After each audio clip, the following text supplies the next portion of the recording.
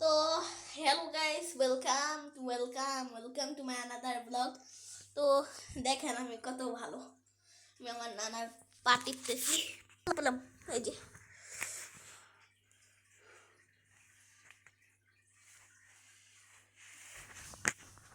Hello guys, আমার নাতির জন্য সবাই দোয়া করবেন।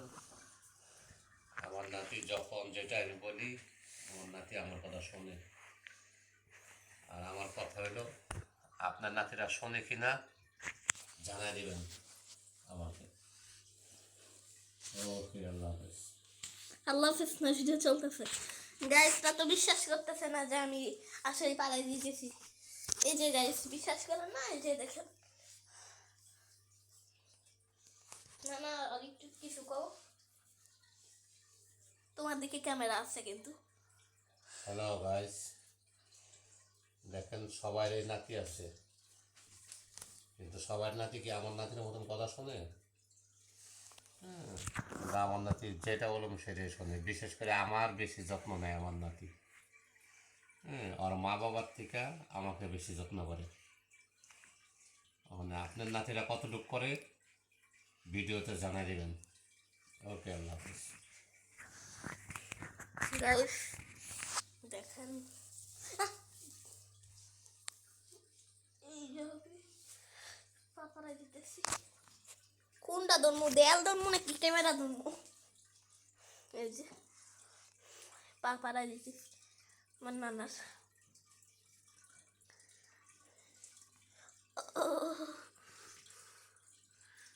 কোন দিকে দিম?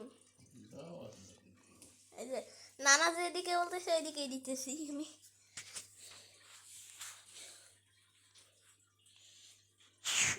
এদিকে না,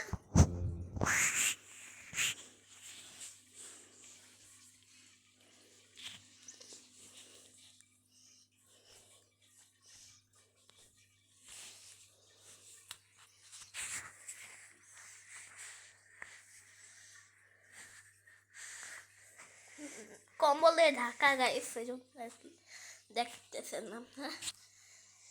না না, অনেকে তো বলবে নানা শুয়ে আছে, নানার পা পাড়াইতেছে না, কম্বলের উপরে এমনি পাড়ায় মানুষ যাইতেছো, তুমি কি বলতেছো? না না, কম্বল দিয়ে ঢাকা, এখন শীত না, প্রচণ্ড শীত, সেজন্য কম্বল গায়ে আমি শুয়ে রয়েছি। কম্বলের উপর দিয়েই পাড়া দেওয়া হইতেছে। আপনার আবার ভাইবেন না যেন এখানে পাও নেই, পাও ছাড়া তার মানুষ থাকে না।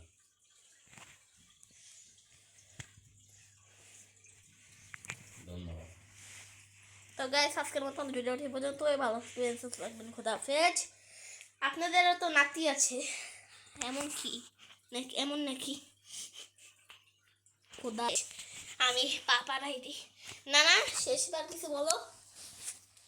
হ্যালো গাইস, আরেকটা কথা মনে রাখবেন, নাতিরা যারা যারা নানা আছেন নাতিকে আদর করবেন, তাহলে নাতিরা আপনাদেরকে ভালোবাসবো।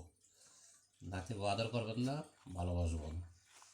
আমার নাতিরা আমি বেশি ভালোবাসি, আমার থেকে আমি বেশি, সেই জন্য আমার নাতিও আমাকে অনেক অনেক ভালোবাসে, সব নাতির থেকে বেশি।